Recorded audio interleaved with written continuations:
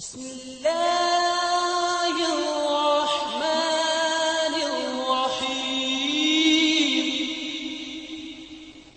ہمارے ایک دوست تھے، ان کی بیٹی کی شادی تھی، تو میں کبھی نہیں جاتا ایسے موقعوں پر اس قسم کی جگہ پر، لیکن اس نے میری اتنی منت کی کہ میں شرمندہ ہی ہو گیا۔ میں نے کہا اچھا بھائی میں آ جاؤں گا، اور پھر اس نے مجھے تسلی دلائی کہ وہاں سارا الگ الگ ہے، عورتوں کا انتظام الگ ہے، مردوں کا الگ ہے، پی سی لاہور میں۔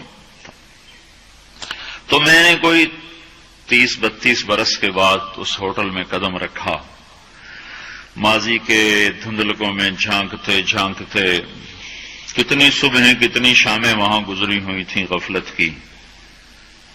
تو میں جب وہاں سے نکلنے لگا کھانے کے بعد، تو عورتیں نکل رہی تھیں، اکثر بے پرد تھیں، تو وہاں گیلری میں مجھے کسی نے روک لیا، وہ مجھ سے بات کرنے لگ گیا، میں کھڑا ہو گیا، دائیں بائیں کچھ اور عورتیں کھڑی تھیں، اتنے میں سب کی نظر پیچھے لگی، عورتوں کی بھی مردوں کی بھی۔ تو مجھے سمجھ میں نہیں آیا کہ یہ نظریں پیچھے کیوں اٹھ رہی۔ کیا دیکھا، میرے قریب سے ایک خاتون گزری جو سر سے لے کر پاؤں تک مکمل برقعے میں، ہاتھوں پہ بھی دستانے تھے اور پاؤں میں جرابیں تھیں، اور ایک بالکل سادہ سا برقع انہوں نے پہنا ہوا تھا۔ جب وہ گزری ہے تو ایک دم سناٹا چھا گیا، سارے عورتوں پر بھی سارے مردوں پر بھی۔ تو مجھے اس وقت خیال آیا کہ یہ حق ہے، یہ سورج جب چمکتا ہے تو ہر ایک کو اس کی روشنی نظر آتی ہے۔ وہ عورت اتنے اعتماد سے گزری، ورنہ ایسے ماحول میں تو جنہوں نے پردے کیے ہوتے ہیں وہ پردے اتار دیتے، سر سے دوپٹے اتار دیتے، وہ اس میں اس طرح گزری، سب کی نظریں شرم و حیا سے جھک گئیں۔ وہ عورتیں جن کے دوپٹے کہیں جا رہے تھے ان کی بھی نظریں شرم و حیا کی وجہ سے جھک گئیں۔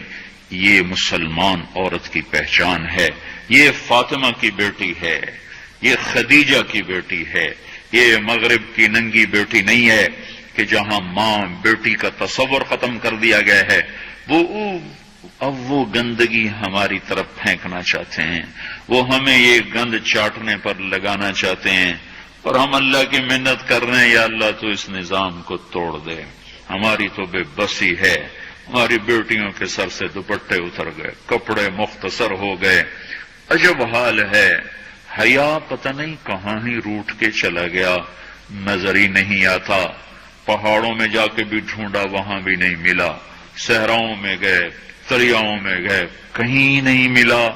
کبھی ایک صفت ہوا کرتی تھی، آج پتہ نہیں کہاں سے ملے گی، کس بازار سے ملے گی، وہ منڈیاں ہی بند ہو گئیں۔